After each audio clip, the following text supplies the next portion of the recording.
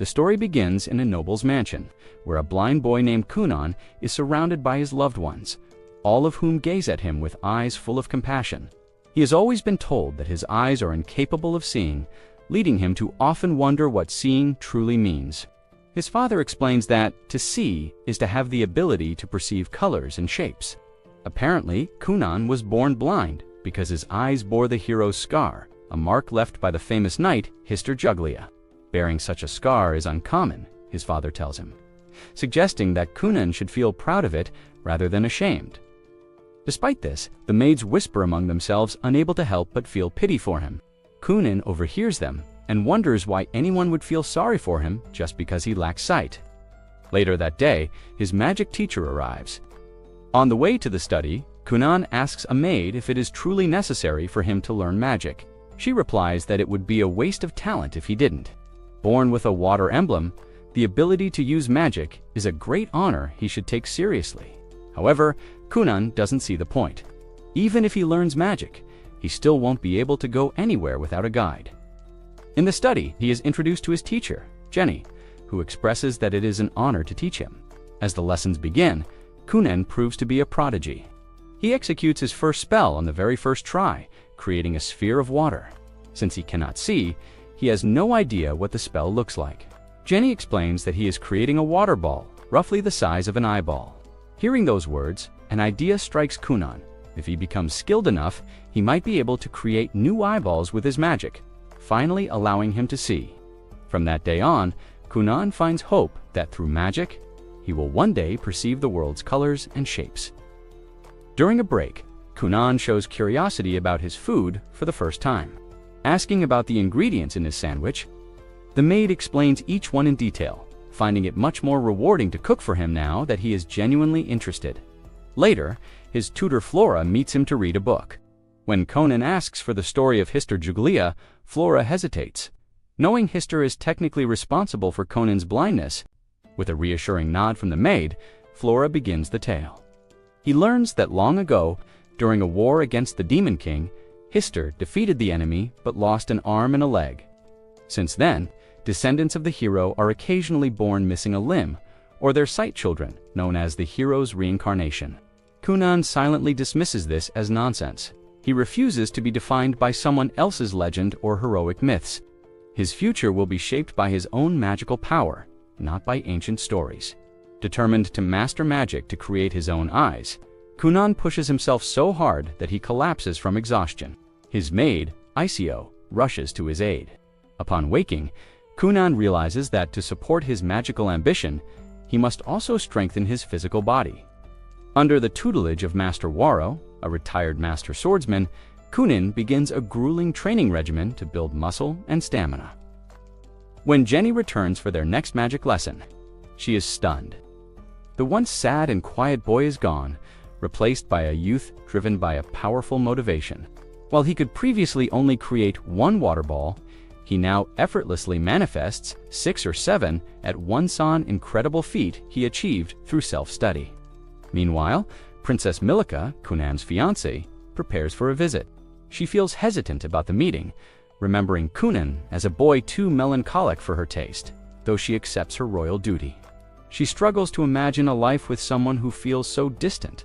When Princess Milika arrives at the mansion, she immediately notices a change.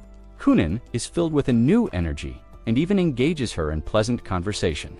He shows her the water magic he has been practicing, which she finds genuinely fascinating. They spend a wonderful day together and on her carriage ride home. Milika blushes at the thought of him, already looking forward to their next meeting. Kunon, realizing he had taken her for granted, asks Flora to teach him how to become a true gentleman worthy of her. Meanwhile, Jenny reflects on Kunon's staggering progress. He can manifest 7 water balls simultaneously, a feat even she cannot achieve. Realizing she has little left to teach him regarding basic elemental water magic, she shifts her focus to justify her pay. She introduces the concept of deconstructing magic, separating the production of water from the act of making it float and maintaining its shape. To demonstrate, she creates 2 spheres, one hot and one cold, explaining that controlling the state of magic separates beginners from professionals. Kunon takes the challenge seriously. He pours water into a cup using magic and asks Iko to taste it. After a sip, a stunned Iko reveals that the water inexplicably tastes like apples. Jenny struggles to hide her frustration. Kunon has mastered a high-level conceptual skill almost instantly. That night, Kunon stays awake, practicing, visualizing apples intensely. He masters their shape and scent, but struggles with Kalara's vital hurdle, as he cannot truly see without perceiving color. The next morning, while moving a floating water ball over a bowl of fruit, Kunon suddenly stands up in shock. He excitedly announces to Iko that he can now see colors through his magic. To prove it, he correctly identifies 2 green apples and 3 red ones in the bowl. Overjoyed, Iko hugs him tightly and immediately reports this breakthrough to Kunon's father. She explains that the closer an object is, the more accurately Kunon can perceive its color by touching it with his magic. This even allows him to follow ink on a page, meaning he will soon be able to read. The following day, Kunon attempts to surprise Jenny by creating a massive ball of red water. However, his family appears suddenly, startling him. He loses focus, and the red water explodes. Drenching him and Iko covered in red fluid, Kunon looks like he is soaked in blood. His mother, terrified by the sight, faints on the spot. His father, furious at the scare, punishes Kunon by cutting his allowance for 2 months and reduces Ico's salary for 3. Since Iko is motivated entirely by money, she faints the moment she hears the news. Watching from behind a bush, Jenny is awestruck. Seeing his rapid growth, she begins to believe Kunon might one day earn the world's highest honor, the title of Blue Sorcerer. A few days later, Kunon's father expresses his wish to send him to school. He asks Kunon's older brother Icho to accompany him and help him adapt to the outside world. Icho recalls a childhood memory of trying to lead Kunon outside, only to trip and fall himself. Despite his lingering fears, Icho promises his father he will do his best for his brother. The next day, Iko finds Kunon playing with a bowl of water he has enchanted into a divination device. In a comedic exchange, Iko asks the bowl to find her long-lost will to live, and Kunon reassures her that a beautiful woman like her will have no shortage of suitors. Watching them trade silly jokes, Flora can't help but wonder if teaching Kunon how to banter was actually a good idea. The lesson continues with Flora, who watches Kunon master the art of banter. She worries he might become a shallow playboy if he continues down the path of humor, yet she is secretly glad. He smiles much more often now. After the lesson, Iko escorts Kunon to meet his father. Feeling the chill in the air, she asks him to create warm water orbs for heat. Kunon worries he might be in trouble, but Iko reassures him that he hasn't done anything wrong except for that blood incident, which Kunon playfully reminds her was her idea anyway. They arrive at the main estate, where Kunon's brother Icho leads them to their father's study. Icho offers to help him navigate, but Kunon declines, explaining that he can now perceive his surroundings quite well. Though Icho is satisfied, he remains haunted by the memory of the last time he tried to look after his brother. Inside, his father Gurion asks if Kunon would like to attend a real school.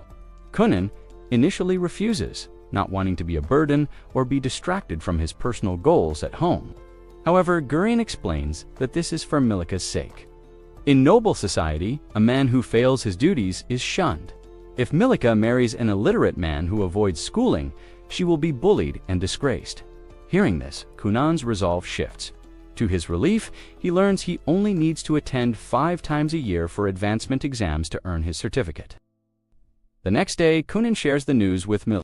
She is overjoyed at the prospect of spending more time together and promises to protect him in the new environment. When Kunon worries about her jealous admirers, Milika proudly admits that 5 boys have already expressed interest in her. Kunon sighs, realizing he'll need to prepare himself for some teenage drama as he prepares to leave. Kunon dons his new school uniform. Iko swoons over how handsome he looks, and they trade a few more jokes before he boards the carriage. Before departing, Kunon casts a clever spell. He covers the carriage wheels with a buffer gel made of water.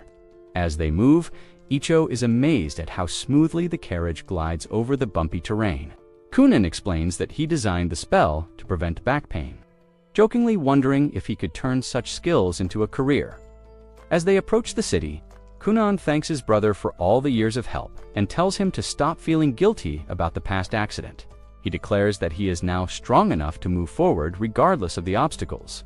Icho smiles, seeing how much his brother has changed from that depressed child of the past, though he can't help but wonder if Iso's influence is responsible for Kunon's sudden, exaggerated confidence. As the school comes into view, Icho is stunned to realize that Kunon can already detect every single person nearby using his magic. They soon arrive at the school, where Kunon is greeted by Milika. He immediately begins showering her with compliments about her beauty, which she playfully accepts, leaving Icho completely bewildered by their dynamic. As they prepare to enter, Kunon pauses to sense the voices and the overwhelming presence of so many people. Feeling confident, he extends his hand to Milika and asks her to escort him as if he were a delicate lady. She smiles and accepts the role. Being relatively inexperienced, she worries if she is capable of teaching Amarcus's son. Her thoughts are interrupted by the excited whispers of female students admiring a handsome new arrival Kunon.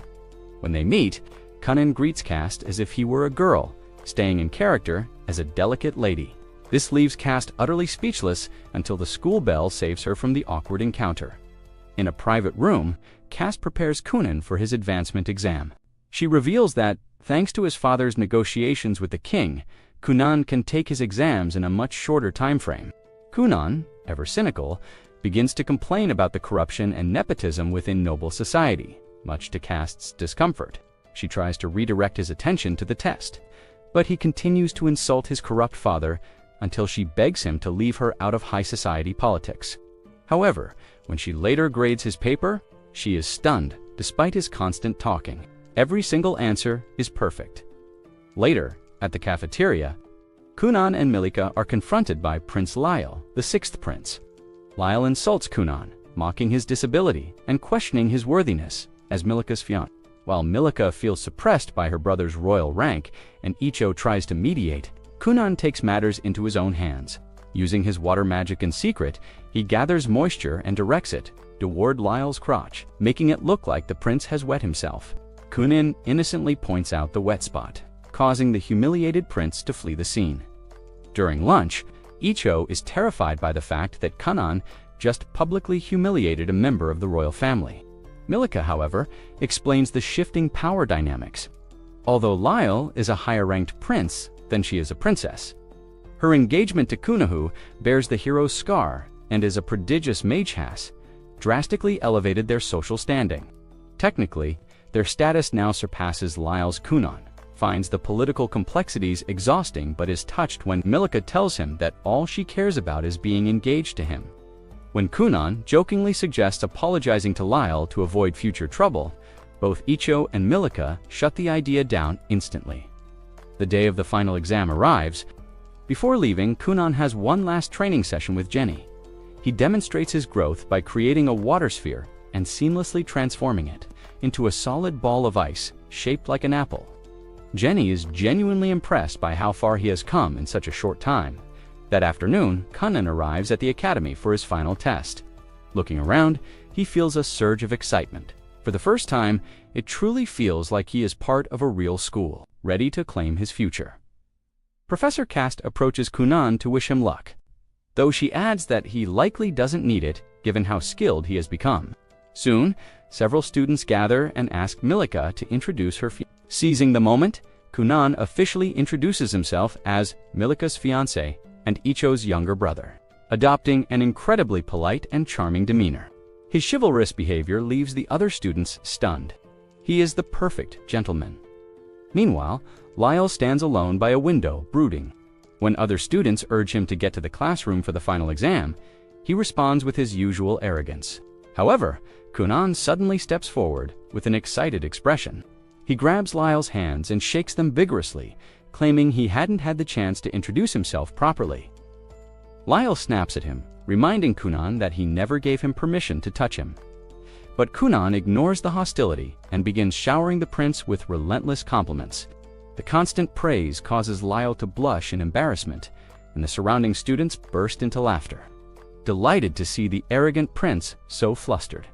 The final exam begins and ends shortly after. Professor Cast draws a flower on the chalkboard, the sign that the students have passed. As the room erupts in celebration, Kunon prepares to leave. He boards his carriage, waving goodbye and promising that their paths will cross again. Back at the mansion, Kunon resumes his training with Jenny. She instructs him to create a water sphere and divide it into 10 separate parts. Kunon does so effortlessly, but adds that he has been working on a small trick of his own. He transforms one of the spheres into a water bird that flaps its wings and flies away. Jenny is struck speechless. She drops to her knees, realizing there is nothing left for her to teach him. As they sit for tea, Jenny finally decides to be honest. She confesses that Kunon has mastered elemental magic and that his potential for advanced spells will soon surpass her own. She admits she has been making up random exercises out of pure desperation. Just to justify her salary, Kunon stands up immediately. He reveals that he was already aware of this, but insists that those random exercises were exactly what helped him expand his magical reach. He tells her that if the pay is too low, he can ask his father for a raise. Jenny shakes her head, explaining it's the opposite. She can no longer bear to accept such generous pay when she is no longer fulfilling her role as a teacher. She places her hands on his shoulders and tells him firmly that she has reached her limit. Kunon refuses to accept it, pleading with her to keep tricking him with new exercises if it means he can keep getting stronger. He doesn't care about being deceived as long as he has her guidance. However, Jenny looks him directly in the eyes one last time, stands her ground, and walks away. As Jenny walks back home, she reflects on Kunon's incredible achievements. She begins to believe that he truly has what it takes to become the Blue Sorcerer. This thought ignites a spark of motivation within her. She refuses to lose to her own student and realizes it's not too late to push herself even further. Back at the mansion, Aiko informs Kunon that Flora has also resigned. Since Kunon has officially graduated from his noble studies, her duties have come to an end. Kunon feels a twinge of sadness for not being able to say a proper goodbye.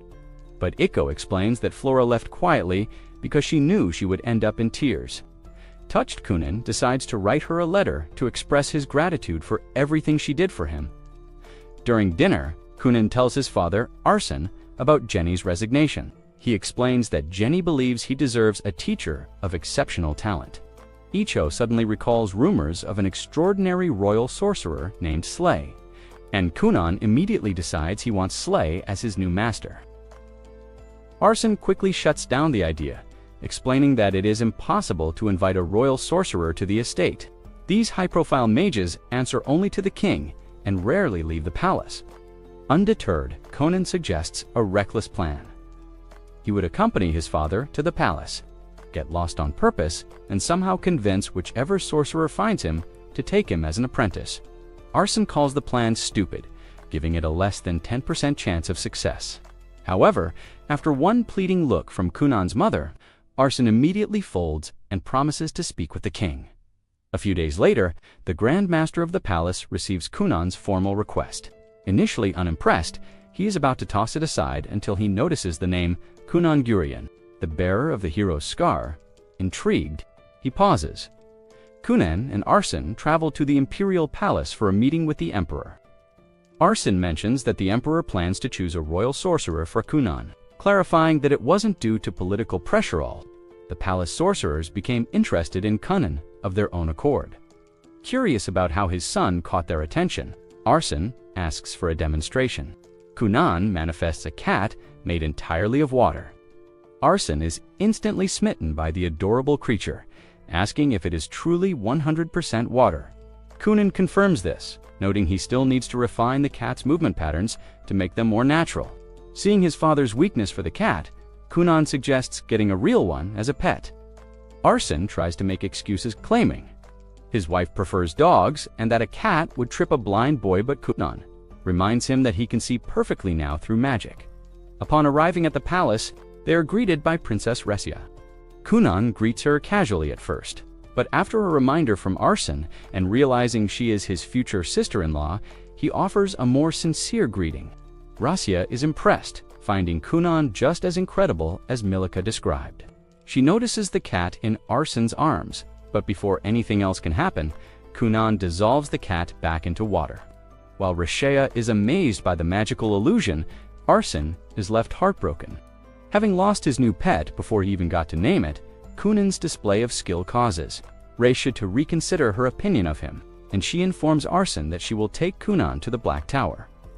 Arsene agrees to leave his son in her care, though he is surprised by Kunon's bold claim that he can find his own way home, and even more by Kunon's announcement that he plans to take Milika on a date.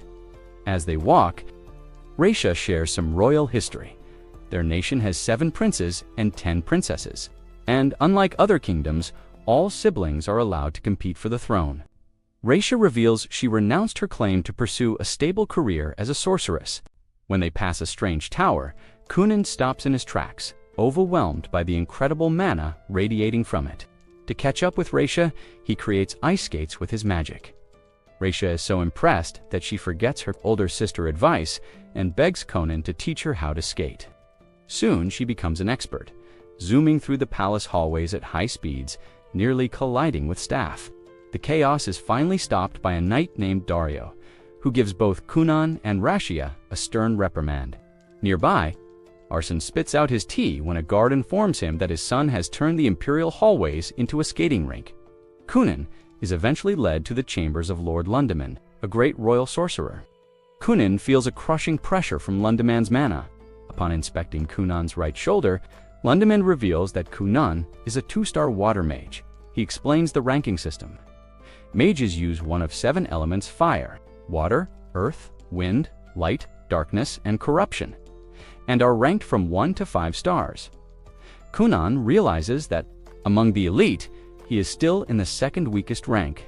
Lundeman, by comparison, is a powerful 4-star mage. He clarifies that a rank only determines the total amount of mana a sorcerer possesses, not the complexity of the spells they can cast. Lundeman leads Kunon to a field surrounded by the other royal sorcerers, all curious to see if the hero's scar-bearer lives up to the hype. To test him, Lundeman calls upon his friend Victor, who manifests dozens of water spheres in a perfect, orderly formation. Lundeman challenges Kunon to wrestle control of the spheres away from Victor. Kunon recalls a lesson from Flora about manipulating existing water rather than just creating it from mana. However, Victor is a seasoned professional.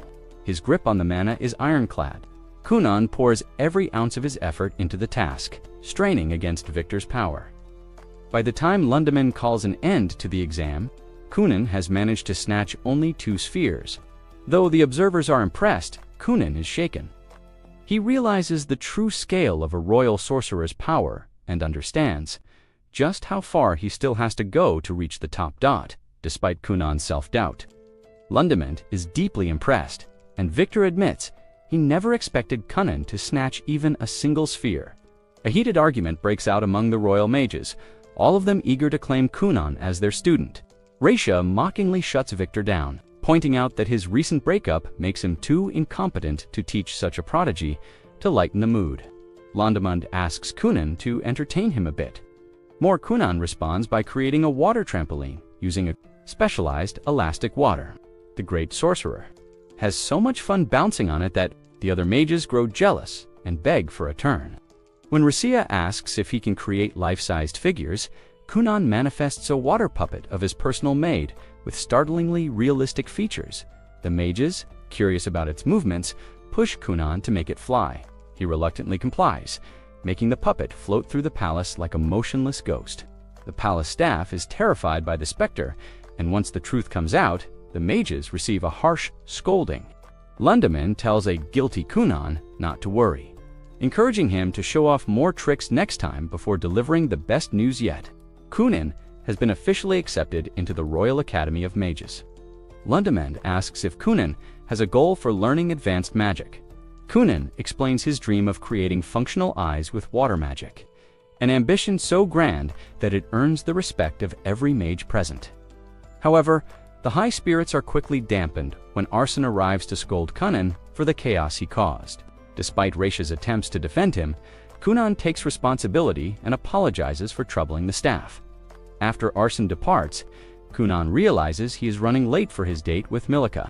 Reisha offers to transport him using her wind magic. They hop into a giant bubble created by Kunon, which Rashia launches through the air at high speeds. They reach their destination in record time, but Rasha botches the landing, sending them plummeting toward the ground. Fortunately, Kunon's bubble cushions the impact, saving them from becoming mush. Dario finds them sprawled on the ground, sighs, and realizes they've pulled yet another reckless stunt inside the castle. Milica is a nervous wreck, struggling to choose the perfect outfit. Her maid is astonished to see her lady so flustered over a boy, wondering what kind of man could possibly make the princess's heart race like this. When the word finally comes that Kunon has arrived, Milica rushes out without a word. Kunon greets her with a courtly bow, wishing for a beautiful night sky for their date. He offers his arm to escort her to the carriage, and Milica shyly takes his hand. A short while later, they arrive at a restaurant. As the food is served, Kunon raises his glass to propose a toast to his beautiful fiancée, observing Kunon's gentlemanly behavior. Milica's maid finally understands why her young mistress adores him so much. Milica asks about his experience at the Black Tower, and Kunon shares the news of his success, mentioning that he passed the entrance exam with flying colors and is now waiting for a suitable royal master to accept him. As he speaks, he cleverly weaves subtle compliments into the conversation, ensuring Milica never feels sidelined by his new ambitions. Seeing this, the maid thinks to herself that, while the young master's charms are a bit unusual, she is happy for her mistress. Suddenly, Kunon turns serious. He apologizes for only being able to offer a simple dinner for now, but he makes a passionate declaration. Once they are married, he will spend every single day by her side as proof of his love. This bold statement leaves even the maid flustered, while Milica returns home in a state of pure girlish bliss, though she maintains her royal dignity until she is behind closed doors, where she throws a joyful tantrum. A few days later, Kunon is helping Iko wash the linens with his water magic. Iko is happy to slack off, but Kunon reminds her she interrupted his important task. She brushes it off, teasing him about his height and insisting he needs fresh air to grow. Kunon is about to compliment her back, but stops himself just in time. He refuses to flirt with any girl other than his fiancée. The news finally arrives. Kunon has been assigned a master named Xian Li Fi. When Iko hears the name, her eyes sparkle with excitement. She reveals that Xian is incredibly handsome and popular, immediately declaring him her future husband. Kunon feels a pang of jealousy at the thought of Iko being interested in another man, but she coldly ignores his concerns and rushes off to get dressed up for her fantasy man. Meanwhile, at the palace, Rasia and Milica encounter Milica's sisters, Everil and Lidal. The sisters mock Milica, acting as if she simply got lucky by being paired with a talented sorcerer. Rasia steps in, fiercely defending Milica and forcing the sisters to back down. After they leave, Rasia remains frustrated not by the sisters, but by Sion's luck in getting a student as talented as Kunon, especially since Sion didn't even show up for the exam. Back at the mansion, Kunon is relaxing in the backyard when Milica arrives unexpectedly in her carriage. Kunon greets her warmly, launching into his usual stream of compliments. However, his chatter is cut short the moment a figure steps down from the carriage, sensing an oppressive and overwhelming aura radiating from his new master. Kunon turns dead serious and falls silent instantly, while Xian stands there with an intimidating presence. ICO's heart beats at 1,000 miles an hour as she tries to maintain her dignity. Meanwhile, Kunon observes how dense Xian's mana is, realizing he might be even stronger than Lundemand. When Kunon falls silent, Milica worries if he is okay, but in reality, he is simply staring in awe. Kunon apologizes for the silence and introduces himself. He then asks if he can call Xian Professor Honey due to the thick, viscous nature of his mana, but Xian coldly refuses. When Kunon asks how he should address him, Xian tells him to use his real name like a normal person. He expresses his distaste for Kunon's attitude, revealing he is only there because he was forced into the role. Dario steps in to de-escalate the tension. Kunon thanks Dario for keeping him in check during his time with Rasha, then turns back to Xian, asking if the rumors about him being handsome are true. Xian finds the question arrogant, but Kunon explains he just wanted to confirm since he cannot see. Xian suspects the boy is mocking him, but Kunon remains sincere, leaving Xian wondering what truly goes on in the boy's head. They sit around a table in the backyard. Kunon starts flirting with Milica again, but Xian interrupts, reminding him it's rude to be so bold in front of his teacher. Sion then shifts the conversation to magic, asking Kunon if he knows about compound spells. Kunon explains that while normal spells use circular mana molds, a compound spell requires a mage to overlap multiple magic circles. Sion asks how many layers Kunon has achieved. Kunon shyly admits he can only manage 32 layers, thinking the number is too low. Sion is secretly shocked. He didn't expect such competence from a child. Sion then reveals he can create spells with over 50 layers. Leaving Kunon deeply impressed. SEO asks how Kunon broke past the 10-layer barrier. Kunon explains that he modified the spells himself to bypass the limits. Sion is stunned that a child could manipulate complex magic formulas as if they were modeling clay. He finally understands why every master in the Black Tower was so obsessed with this boy. Sion asks Kunon to demonstrate his skills. Kunon immediately begs Sion to teach him the 50-layer spell, but Sion tells him it's currently out of his reach. He tells Kunon to show his best and beg for guidance. While Milika thinks her fiancé is too proud to lower himself, Kunon does exactly that, shamelessly showering Sion with non-stop flattery. He figures that swallowing his pride is a small price to pay for magical progress. Uncomfortable yet swayed by the praise, Sion decides to show off. He constructs a massive reinforced earth wall and challenges Kunon to break it as his first lesson. Before starting, Sion asks Kunon to create a waterbed for him to rest on while he watches. Kunon obliges, and the bed is so soft that Sion falls asleep almost instantly. Kunon touches the earth wall to find a weakness. He realizes Sion reinforced it by overlapping more than 40 defensive magic circles. Suddenly, Kunon turns to Milika and sits down to have some tea. He tells her not to wake Sion yet, as he is confident he can destroy the wall in an instant. Sion wakes up from his nap on the waterbed, realizing he has lost 2 hours. He inspects the earth wall, assuming Kunon gave up, but Kunon politely asks for permission to destroy it.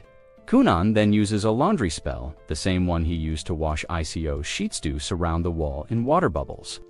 He explains that while the wall is incredibly durable, it is earth-based. Soaking it renders the structure brittle and weak. Sion is impressed by the unorthodox choice. Even though Kunon knows complex offensive spells, he chose the perfect tool for the job. Sion formally accepts Kunon as his student. He warns Kunon that his training will be grueling, involving 1,000,000 new spells and helping with his personal research. He also delivers a cold truth. Kunon's rapid rise will eventually leave Milika behind. Raising the question of whether she will remain worthy of him, Kunon immediately defends his fiancée. Firing back at Sion, he calls out the master for his own social ineptitude. Noting that Sion is the type of man who loses the girl he loves simply because he is too shy to speak up. The insult lands perfectly, finally earning Kunon Sion's full attention. The next day, Sion returns with an arrogant flair. Kunon is eager for the most punishing lessons possible, but reality hits hard. He spends the first few hours acting as a human printer, manually copying state secrets for his master. Sion claims this is part of the training, arguing that transcribing and analyzing complex magical diagrams is the only way to truly internalize the information. Kunon eventually agrees, acknowledging the wisdom in the tedious task, but jokes that he will start charging Sion a transcription fee for his terrible handwriting. Meanwhile, Milika is on a mission of her own. She asks Aiko to help her keep her training a secret and heads off to practice swordsmanship with Dario. She is determined to grow stronger so she can remain by Kunon's side as an equal. During the sparring session, she is disarmed, but she refuses to give up, fueled by her desire to be a worthy partner. Back in the study, Kunon finds a strange, complex diagram hidden among Sion's documents. He ponders its meaning while Sion drifts back into a nap on a fresh water cushion. When Sion wakes up, Kunon confronts him about the diagram. Sion hesitates, but instead of explaining it on paper, he promises to demonstrate its power in person during their next lesson. As Sion departs for the Black Tower, the mystery of the diagram leaves Kunon more motivated than ever. Since the next lesson is to be held at the Black Tower, Kunon is thrilled at the prospect of seeing Milika again, though Sion reminds him to stay focused. When Kunon arrives at the tower, he is immediately swarmed by other royal mages, but Sion pridefully asserts his authority. He reminds everyone that Kunon is his student and leads him to a private room. When the other mages try to interfere, Sion orders Kunon to knock them out with his water cushion spell. Once the hall is filled with sleeping sorcerers, the lesson begins. Sion introduces the concept of magic tools devices. Powered by a sorcerer's Manand, explains that those who create them are known as magic engineers. In Sion's room, Kunon discovers a vast mountain of magical research notes and instantly falls in love with the knowledge they contain. Sion reveals he is working on a magic tool capable of preparing cooked meals from within a bedroom. While Sion excels at large-scale earth structures, he struggles with the fine, intricate details. He asks Kunon to use his water magic to craft the delicate components of the prototypes. Kunon is excited by the challenge, and even when Lundeman tries to poach him for a magic lunch, Sion jealously puts the Grandmaster to sleep to keep Kunon's focus on their joint project during a lunch break at the cafeteria. Victor asks Kunon if he'd like to switch teachers. Kunon admits that while Sion works him harder than a slave, he is an excellent master. He praises the synergy between his water magic and Sion's earth magic. Though Sion begs him to stop the public flattery before the other mages try to assassinate him out of pure jealousy, Ressia informs Kunon that Milika is attending an orientation for upper-level students at the Royal Academy. This prompts Kunon to reflect on his own future. Lundeman suggests that he consider the School of Magic, where noble sorcerers go for specialized study. 2 years pass. After long and intensive training, Kunon faces Sion in a formal advancement exam. Sion attacks with a volley of earth spikes, but Kunon counters with a staggering 55-layer compound spell that combines bubble magic to create a tsunami. Washing away the defense, Sion smiles, officially congratulating him on passing the test. Back at the mansion, Milika prepares waffles. Using the new magic tool Kunon and Sion co-created, the device is a massive commercial success across the country. Though Kunon jokingly complains that Sion keeps all the profits, Sion brushes it off, acting as if the privilege of working on such a project was payment enough. Ikko teases Kunon, offering to support him like a devoted maid as if he were a struggling actor. Kunon plays along, insincerely promising to marry her one day, which Ikko immediately calls out for sounding fake. Milika laughs at their banter, though Sion looks on, slightly uncomfortable with their closeness. Milika asks how much they have accomplished together. Kunon reveals a staggering record: 7 magic tools, 5 research papers on magical theory, and a manual on magical experimentation. However, the tone shifts when Kunon mentions their current project to magic insect box. Sion firmly tells Kunon that from now on, he will handle the rest of the work alone, signaling a major turning point in their master-apprentice relationship.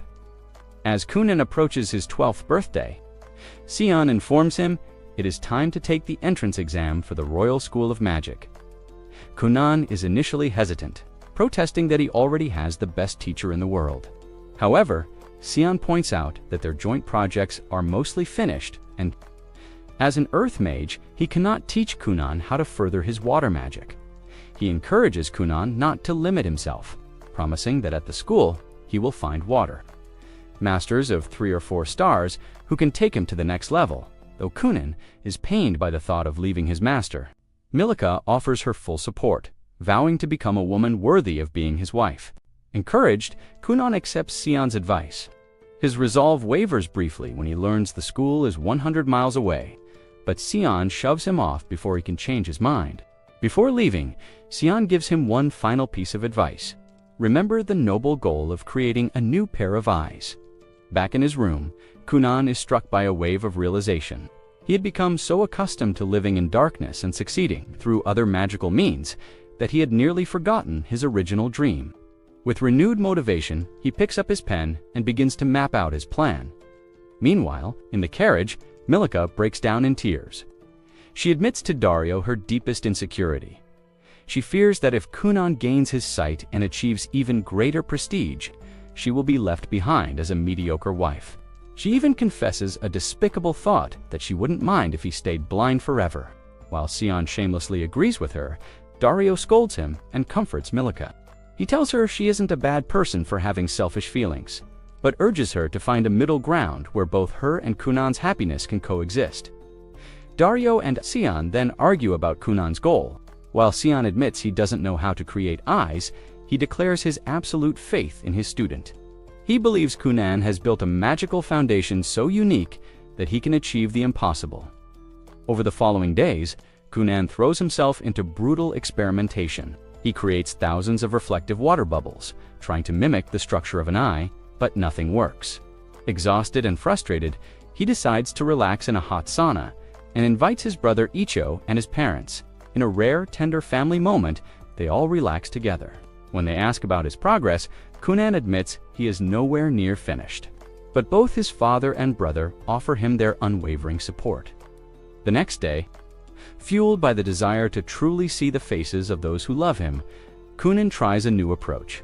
He creates a water mirror as a core and coats it with a fine layer of magical sand capable of detecting environmental changes. He then directs the sensory feedback from the sand and the mirror to flow directly into his mind. With this functional model in place, Kunon opens his eyes. For the first time in his life, the world is no longer a concept, tight is a reality. As Kunon realizes he has finally achieved his life's goal, he sheds tears of pure joy. He rushes to the window to contemplate the outside world for the first time. However, he notices something bizarre in the glass's reflection and turns around. Towering over him like a prehistoric giant is a massive shelled creature. Before looking at anything else, Kunon creates a water mirror. Since childhood, he has hated his dependency on others and blamed himself for the burden he placed on those around him. He decided long ago that he would be the first person he would ever look at. Standing before the mirror, he opens his magical eyes. He is surprised by his own image, examining his features only to decide he looks like a perfectly average boy. Realization that leaves him feeling slightly disappointed. He turns to the enormous crab behind him and asks what it is. In a moment of intrusive thought, he wonders if this ugly shellfish is actually Ico's true form. However, the real Ico bursts into the room, startling Kunon so much that he jumps right toward the crab, passing through its immaterial body. He realizes the creature is a ghost-like entity. Kunon examines Ico and correctly identifies her braid and clean outfit. Overwhelmed with emotion, Ico realizes her master can truly see her and pulls him into a hug so tight his crystal eye, his magical orb, goes flying. As they head to the main mansion to celebrate, Kunon's vision continues to baffle him. He sees a strange horn on Ico's head, which he jokes is her demon horn, and notices even weirder things upon meeting his family. His mother has multicolored eyes, and his brother Icho sports a pair of black wings. Kunon wonders if he was born to a pair of fallen angels, but Icho reminds him they have the same parents. When his father, Arson, enters the room, Kunon is horrified to see him looking like a living ghost made of mist. While his family celebrates and plans a feast, Kunon whispers to Icho, asking if their father always looked like a fog creature. Icho warns him never to say that out loud. Realizing his vision is far from normal, Kunon decides he must consult his magic master's dot at the Black Tower. Sion receives word from Victor that the king has granted him permission to leave the tower, thanks to Kunon's latest achievement. Sion smiles and heads to the mansion alongside Milica. Milica greets Kunon with enthusiasm, fascinated by the floating crystal eye. However, she notices Kunon's real eyes are still closed and begs him to open them and look at her.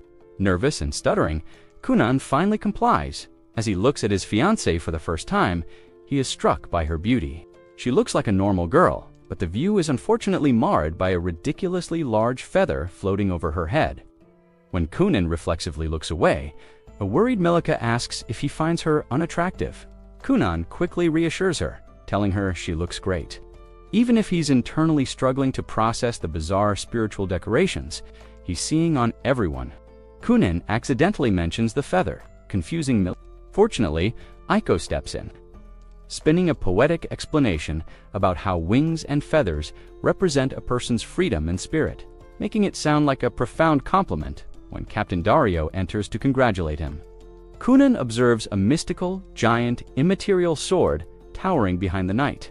Soon after, Sion arrives, but he is glowing so intensely like a literal star that Kunon cannot look at him directly. Inside the house, Sion bursts into laughter upon hearing about Kunon's bizarre vision. Though he mocks the descriptions at first, he eventually turns serious and offers two theories. Spirit sight. Kunon might be so sensitive that he is seeing the actual souls of people. Mana hallucinations. He might be suffering from magical sickness caused by an excess of mana, similar to what Sion once experienced in a haunted forest. Co encourages Kunon not to see his vision as a failure. He argues that since many creatures perceive the world differently, Kunon's unique sight isn't wrong. It might even show him details others miss. However, he warns Kunon to keep these hallucinations a secret until they understand them better outside.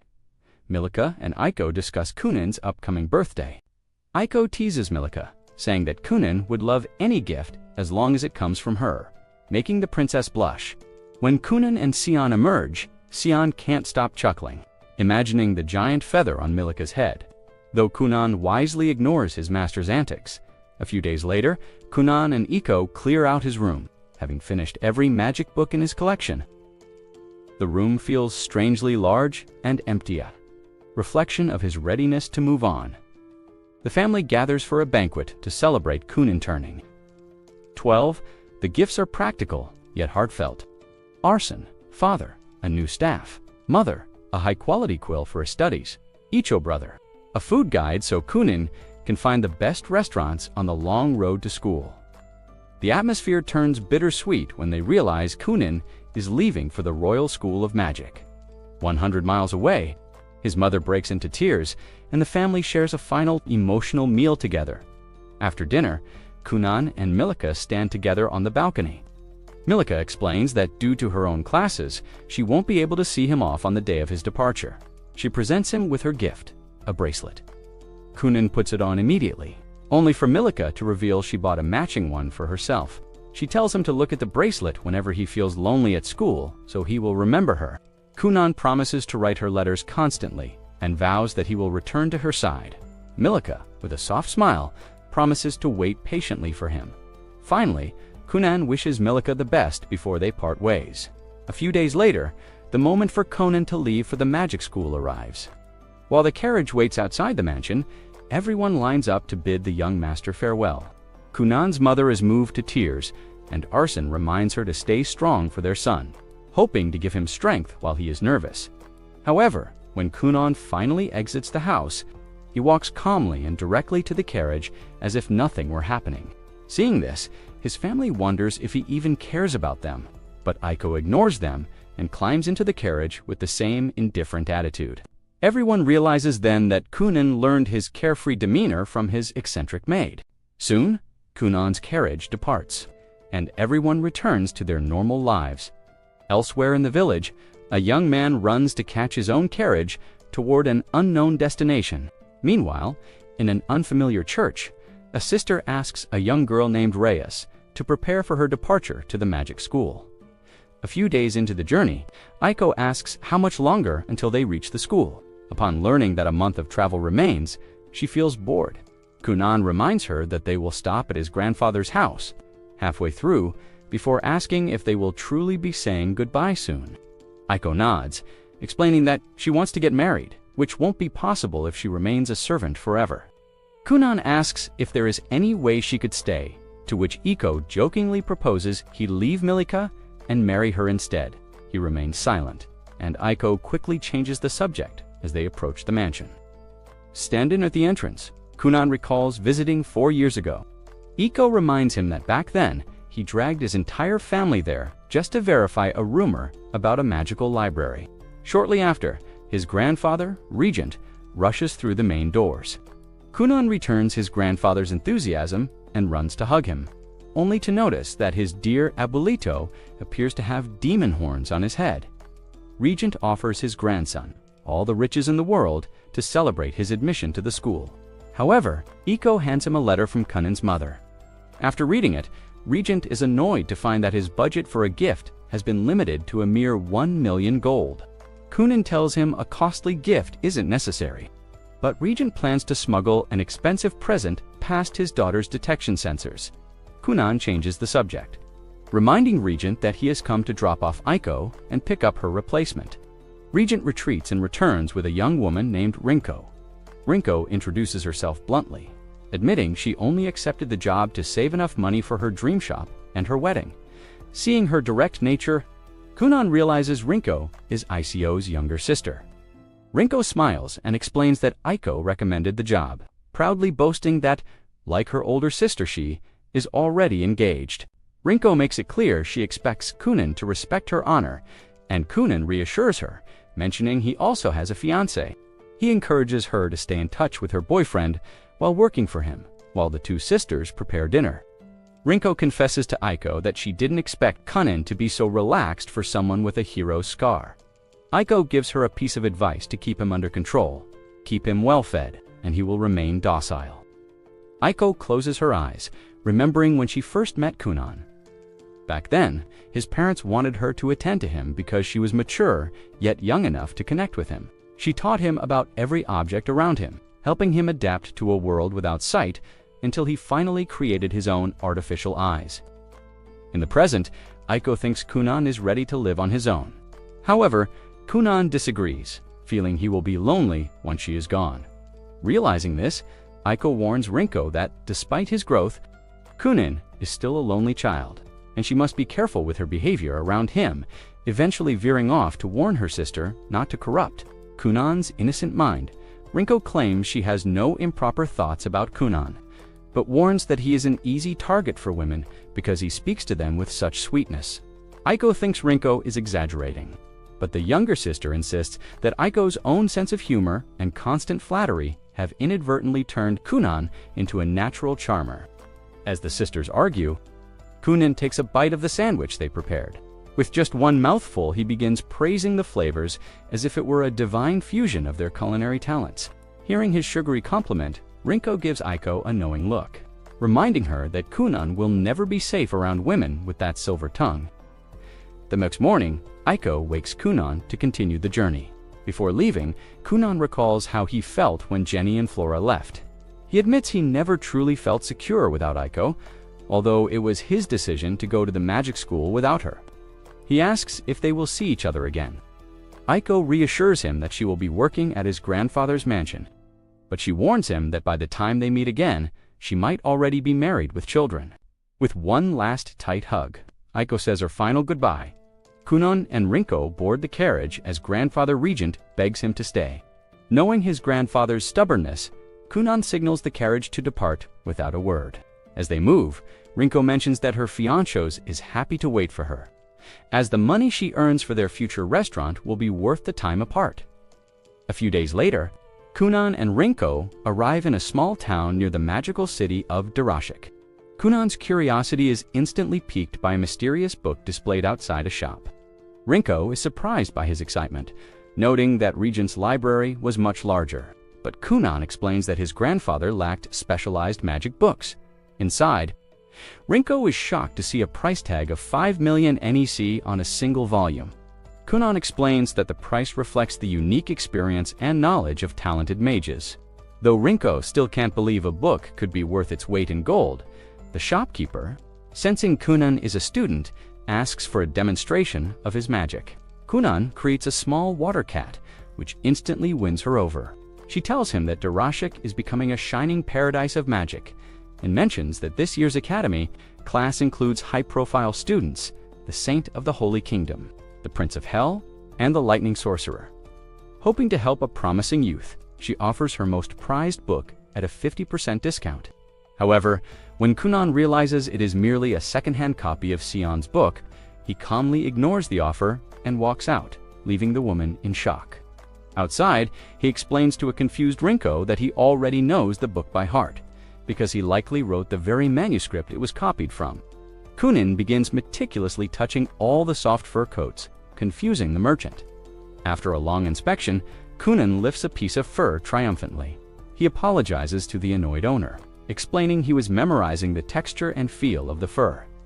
When the merchant reveals it belongs to a rare black fox. Kunon uses his water magic to manifest a fox made of water that perfectly replicates the texture he just felt. The owner is stunned. As he strokes the water fox, he realizes it feels exactly like the real thing. He asks if Kunon can replicate anything with his water magic, and Kunon simply nods. This part of the story marks a significant shift, as Kunon enters the competitive and high-stakes environment of the Darashik Academy of Magic, where although Kunon warns the merchant that he can only replicate textures and shapes, the man nervously asks if he could replicate a woman's body. Instantly, Rinko's bodyguard mode activates, and she reprimands the man for putting such dirty ideas into the innocent mind of a child. She drags Kunon out of the shop to protect his purity, leaving the merchant behind to admit he only wanted a way to feel close to a woman he admires. Shortly after they leave, the Saint Reyes and her friends emerge from a nearby alley and enter the same shop. They ask about a famous fox fur scarf, but the saint notices the small water fox Kunon left behind. While her friends wonder how the merchant tamed such a rare creature, Reyes correctly identifies it as a spell. With a flick of her hand, she makes the water fox explode, soaking the poor man's pants. Despite the mess, the saint is intrigued. She realizes that although the fox looked incredibly realistic, it was created with a minimal amount of mana. She wonders what kind of talented mage could achieve such high-level detail with so little energy. Kunon and Rinko finally arrive in the magical city of Darashik. Kunon gazes at the famous academy for the first time. But a problem arises when they try to check into the dormitories. The receptionist, Lavella, informs them that the rooms are full. It turns out, Sion had forgotten to mention that detail on the admission forms, while Kunon and Rinko look for a house to rent using a real estate flyer. The scene shifts to a mysterious room where two high-level mages are reviewing a list of elite new students. One mage stops at Kunon's profile, noting he is Sion's disciple, which immediately piques the interest of a mysterious, powerful man in the room. Lavilla leads Kunon to the testing grounds for the entrance exam. On the way, Kunon can't stop complimenting her, which visibly flusters the poor woman. When they arrive at the field, the other elite candidates are shocked by Kunon's strange mask. Kunon uses his magic vision to observe the unique auras surrounding the other three top students. Two of them offer a friendly greeting, but Kunon ignores them. Instead, he walks directly up to Reyes, the saint, and gets uncomfortably close to her face to examine her light attribute. Offended by his boldness, Reyes tells him to back off. Kunon realizes his behavior is creepy, but immediately starts pestering her to teach him her light magic. Reyes scoffs, claiming that light is superior to all other elements and that a lower water user like Kunon could never learn it. When the other boys argue that all magic is equal, Reyes tells them not to take her words to heart, explaining that she cannot feel emotions like a normal person because she is a hero's scar. Hearing this, Kunon becomes even more obsessed and begs her once more to show him her skills.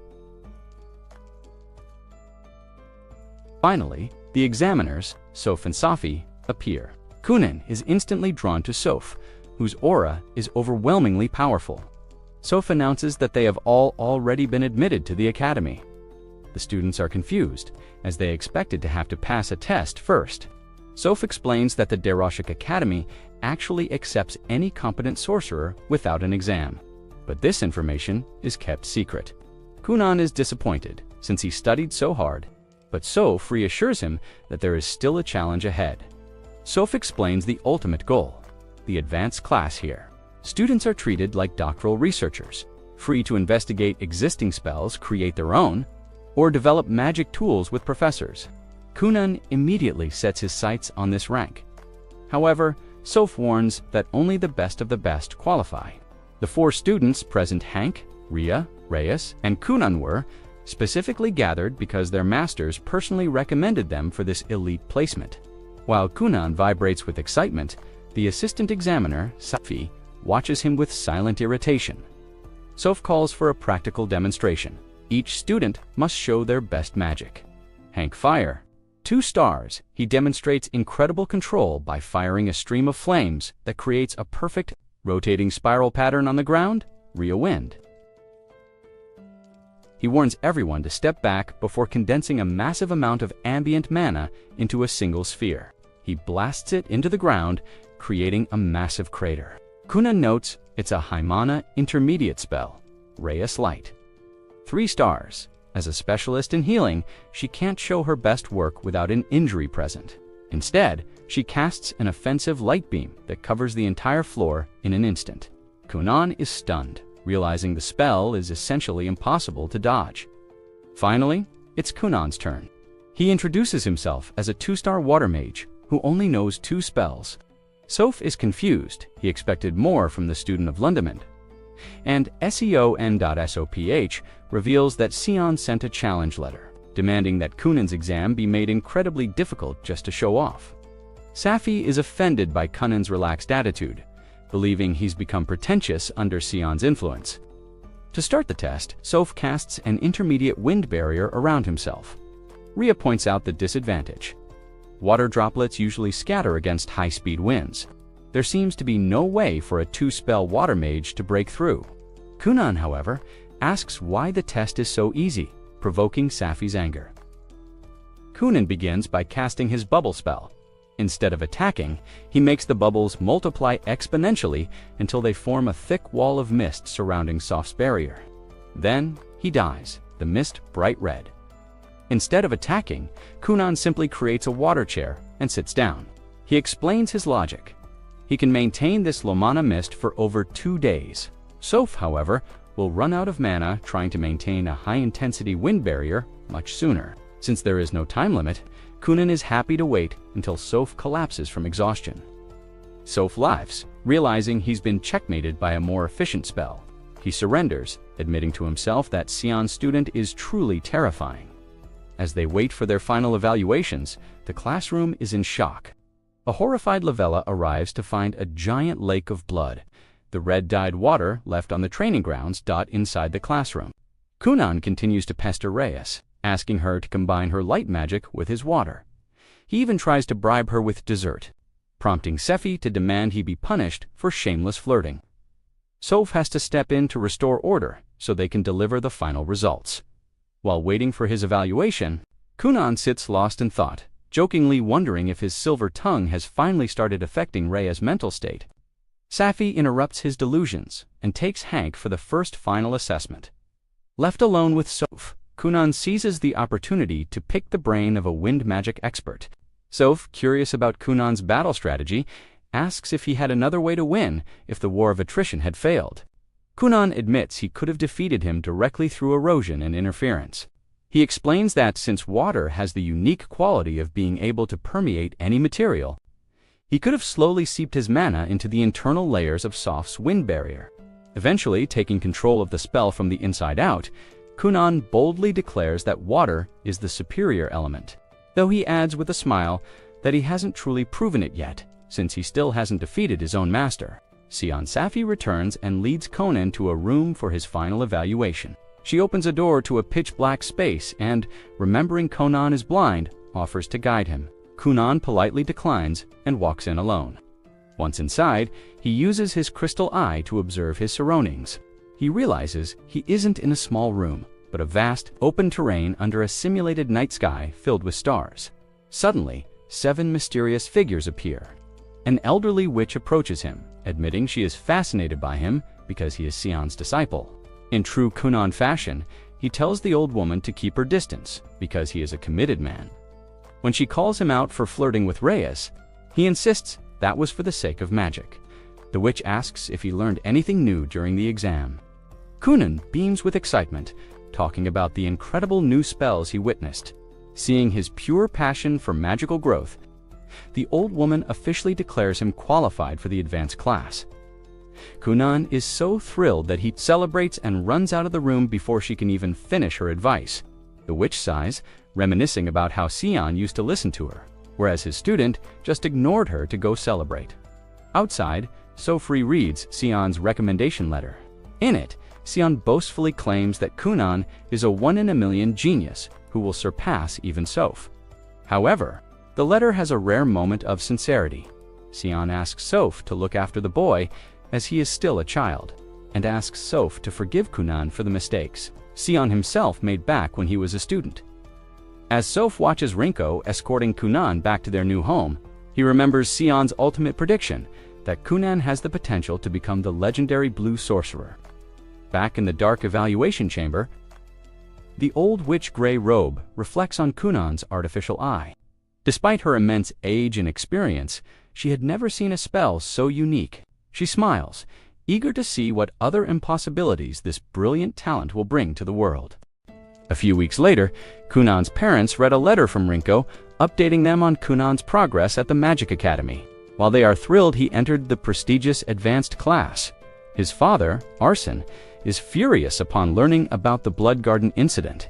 As punishment for his son's reckless behavior, Arsene decides to cut off Kunon's allowance for an entire month. However, the students soon discover that they aren't allowed to receive allowances anyway. Advanced students are expected to earn their own living. Hearing this, Rhea stands up in protest, arguing that her goal is to learn magic, not business. Professor Silver SOF reminds her that if she cannot manage her own bills, she will never become an elite sorceress. Desperate, Reyes reveals she needs 1.5 million per month to support herself and her 2 maids. The waterbed business. While Reyes struggles to find a plan, Kunon remains calm. Having spent years crafting magical tools with Gurion, he already has several business ideas.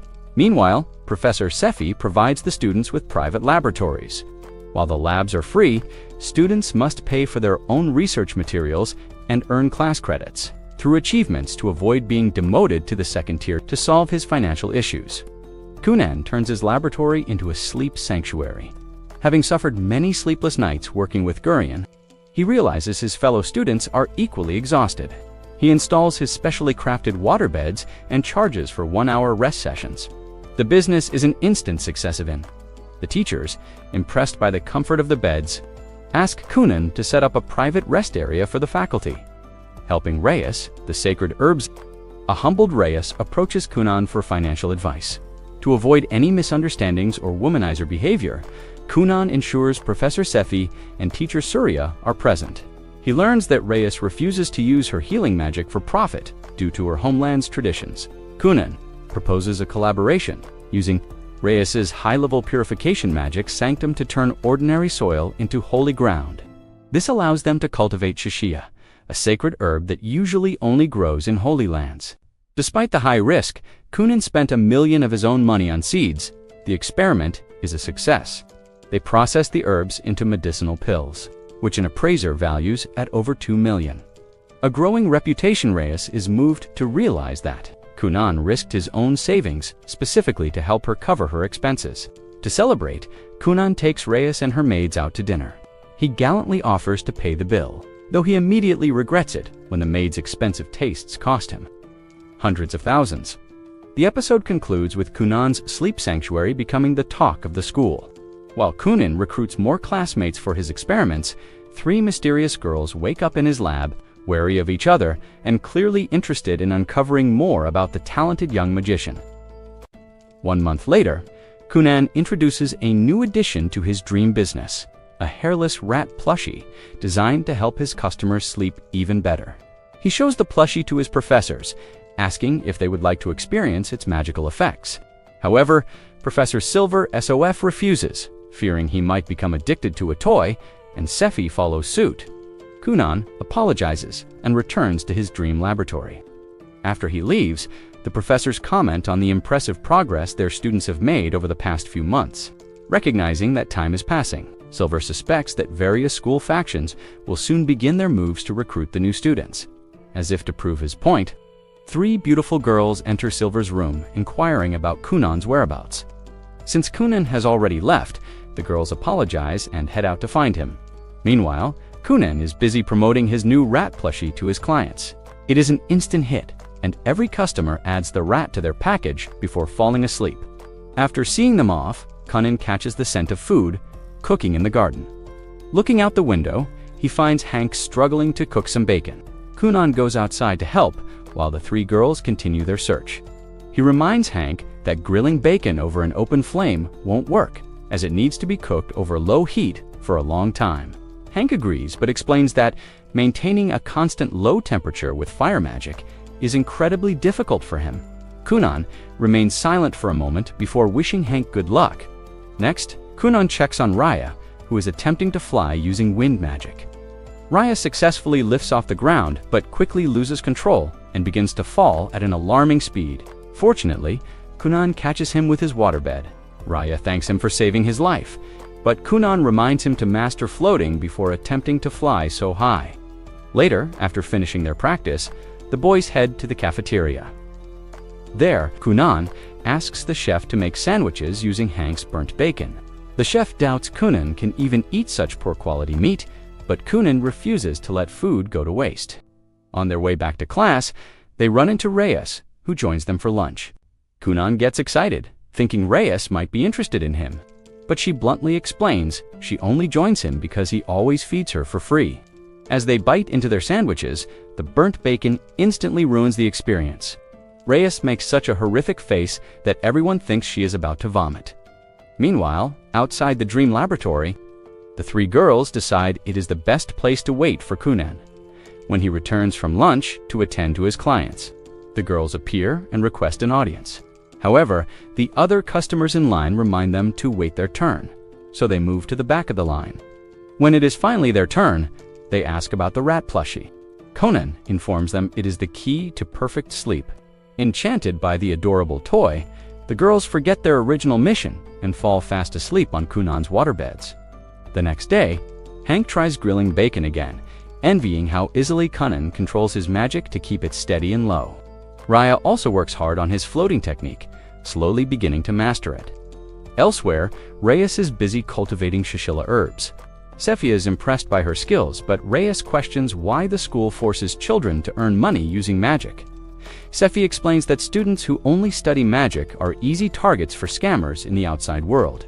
By forcing them to work and interact with society, the school ensures they become functional and independent adults.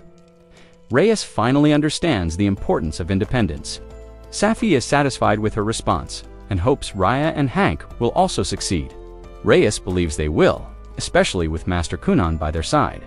Finally, Sefi recalls that the school factions have already begun recruitment. But when she asks if anyone has approached Reyes yet, she simply shakes her head. Safi wonders if the other students have been recruited by scouts yet, and Reyes confirms the same. Elsewhere in the school, elite students wonder why their recruitment teams are taking so long. Later, Reyes gathers the class to discuss these student factions groups of like-minded sorcerers who support one another. Kunon learns that the three most powerful factions are harmony, ability, and rationality. Despite this, he feels no need to join one, as he cherishes his freedom. However, Hank points out that many complex experiments require the help of other mages. Reyes explains that recruitment was banned during their first month to allow them to adjust, but now the restriction is lifted.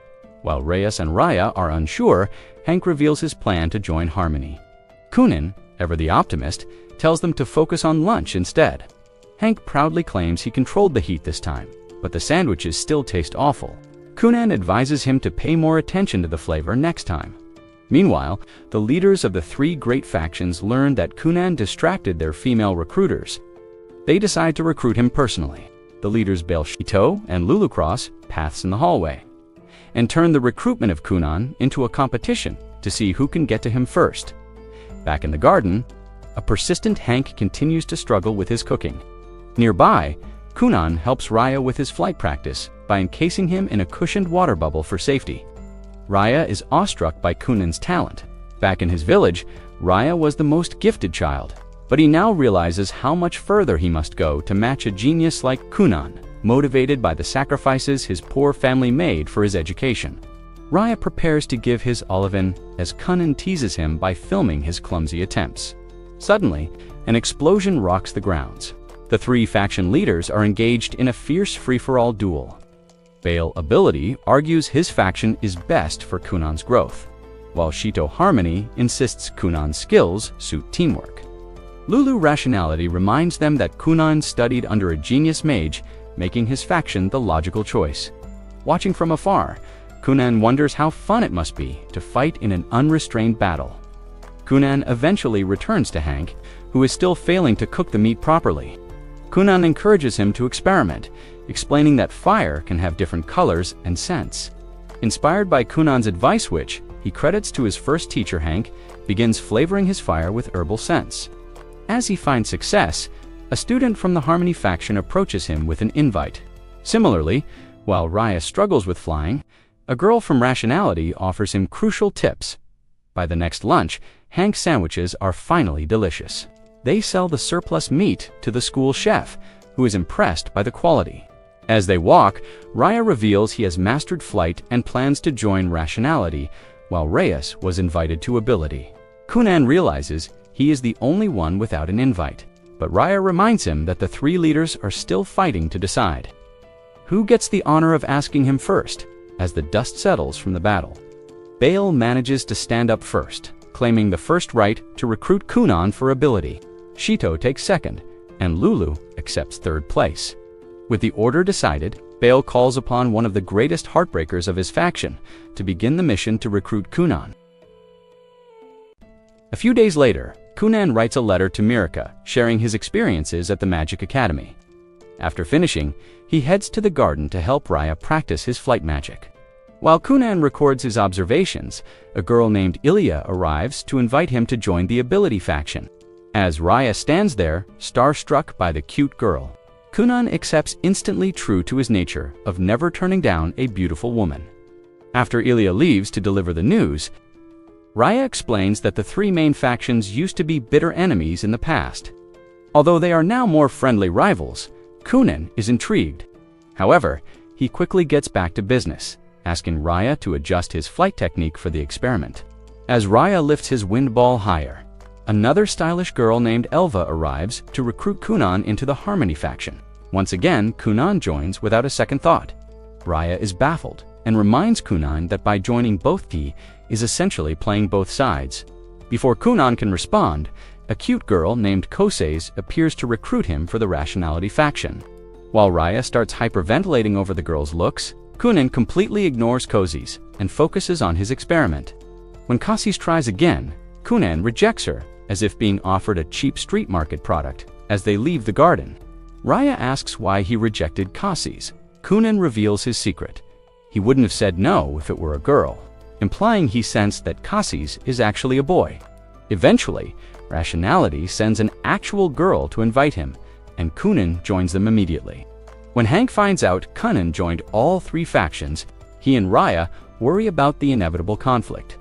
But they know Kunon won't listen to reason. Meanwhile, at the Ability faction base, Bale holds a banquet to celebrate Ilya's success in recruiting the star student.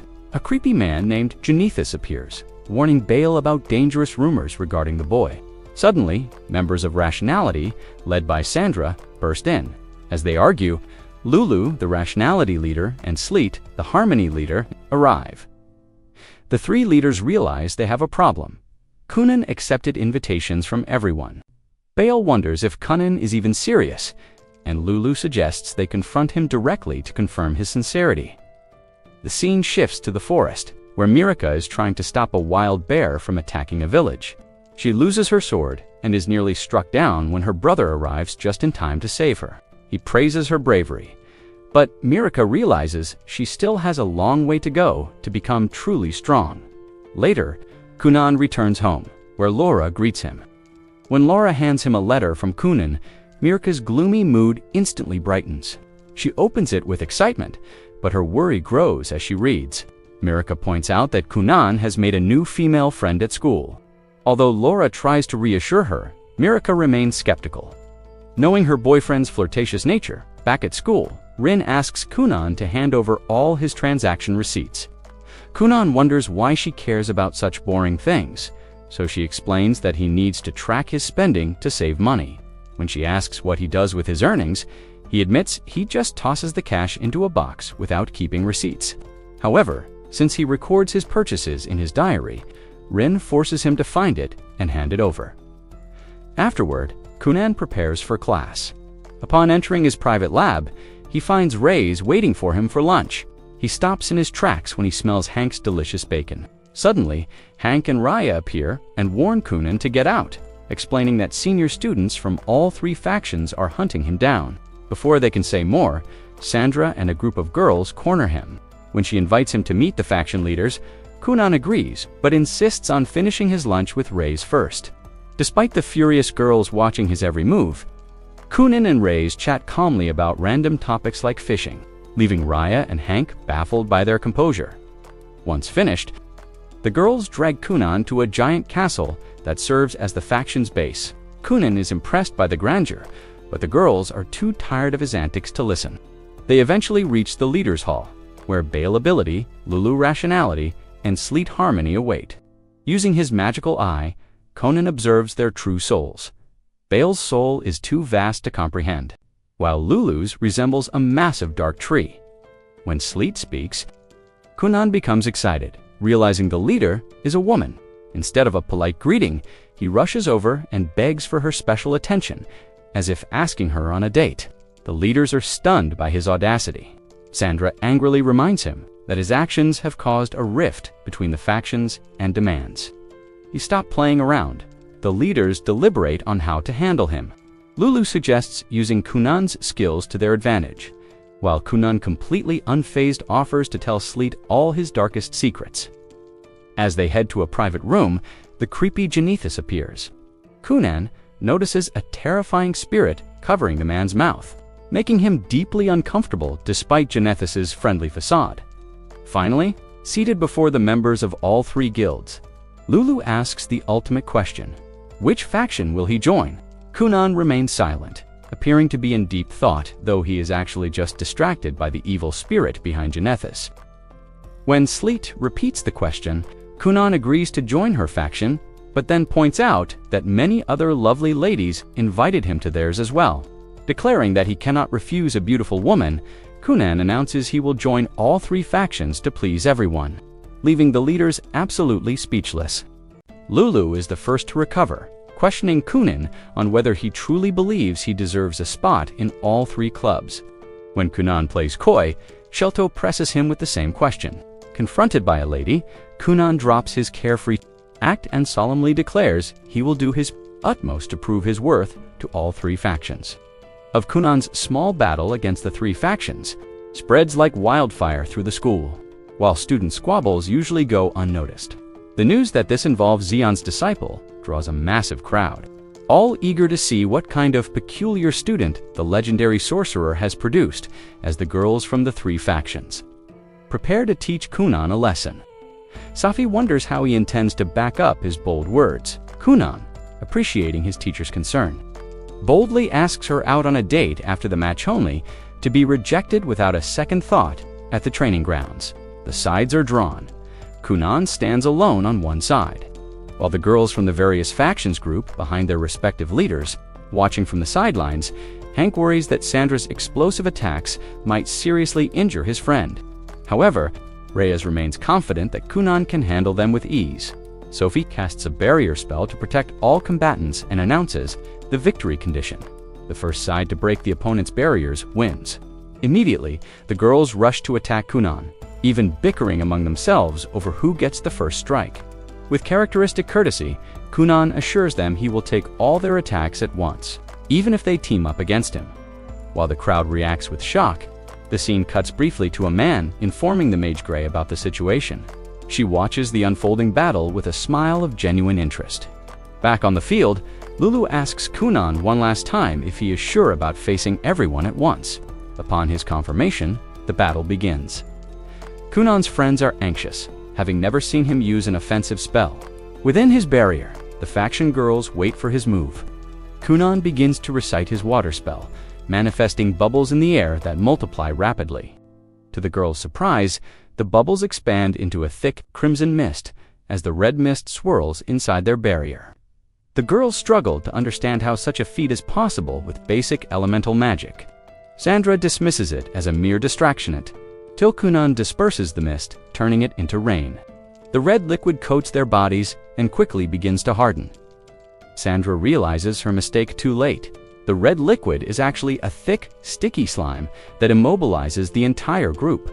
One by one, starting with Sandra, the girls admit defeat. The audience is stunned into silence, wondering why the girls didn't counterattack, while Raya wonders if they simply threw the match to let him join the clubs. Hank disagrees, noting that such a loss ruins their reputations. Reyes, meanwhile, is baffled by how Kunon's reign bypassed the barriers so easily. Kunon asks the faction leaders if he has passed. Caught off guard, they remain silent, which Kunon takes as approval to declare his victory. A frustrated Sophie cleans up the viscous mess with a simple chant, freeing the girls. Ever the gentleman, Kunon, offers warm water bubbles to soothe them, though Sandra and Cassis pridefully refuse. In a private meeting later, the leaders ask about the red mist. Kunon explains it was just standard water slime. He reveals his secret. He used a spell so weak it didn't trigger the barriers. Defensive sensor's a trick he learned while sparring with Master Zeon. When asked if he defeated Zeon with such tactics, Kunon admits he did, but notes the trick only works once. After that, an opponent would simply interrupt his chant. The faction leaders are finally convinced of Kunon's strength and allow him to join all three. Kunon is overjoyed, thrilled at the prospect of spending time with all the beautiful girls in the school. However, Lulu whispers something to Shaw, who then reminds Kunon that before officially joining, he must apologize to the girls he publicly embarrassed during the duel. Kunon readily agrees, feeling it would be cruel to humiliate such pretty girls without an apology. When Shilto mentions he is leaving Cassis out, Cassis is forced to explain that he also possesses the heart of a maiden. This revelation leaves Kunon completely stunned, wondering how to handle such a massive misunderstanding. Later, Kunon's classmates check in on him. He assures them the meeting went well, but feels embarrassed about eventually facing Mirka after his blunt treatment of so many other girls. Back in the kingdom, Mirka prepares for her night's exam. Her attendant, Lai, offers support, but Mirka insists she is ready. During the exam, Mirka faces a formidable opponent. Despite the heavy pressure from his sword attacks, she skillfully dodges and gets behind him, securing a swift victory. As she is declared the winner, she thinks of Kunon, hoping to become a woman worthy of being his wife. At the magic school, Kunon receives news of Mirka's success via a letter. Rin arrives to remind him of dinner and offers to prepare a warm glass of milk. Kunon, acting the part of a gentleman, refuses to let a beauty waste her effort on him. Charming Rin, in the process Kunon sits down to write a reply to Mirka. He congratulates her, but expresses deep concern that she might be overworking herself for his sake. He promises to write every day and ends with a romantic declaration of love. When Mirka receives the letter, she nearly faints with joy until she reaches the end. Kunon mentions he is befriending dozens of beautiful girls. To better understand the female heart and become a true gentleman for her, Mirka realizes her fiancé might be taking things a bit too far. Meanwhile, Kunon continues his flirtatious lifestyle at school, treating every female client as if she were the only one. When Cassis appears, Kunon offers a sincere apology for the previous humiliation. Soon, Ilia interrupts to say that Billy wants to collaborate on a magic tool. A petty argument breaks out among the girls competing for Kunon's attention, leaving Hank and Raya convinced that managing so many women is an impossible task.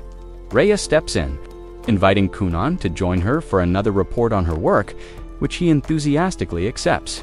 Elsewhere, a teacher informs Gray of Kunon's progress. She smiles, noting that it was about time the school had a new troublemaker to succeed Zeon. Finally, Cassis invites Kunon and the girls on a naval expedition. Kunon's face lights up at the prospect of a new adventure. After completing their preparations, the group sets sail on Cassis' ship. This marks the end of Season 1. If you liked the video, comment the word wizard and I'll give you a cookie. Hit the like button and subscribe. Bye-bye.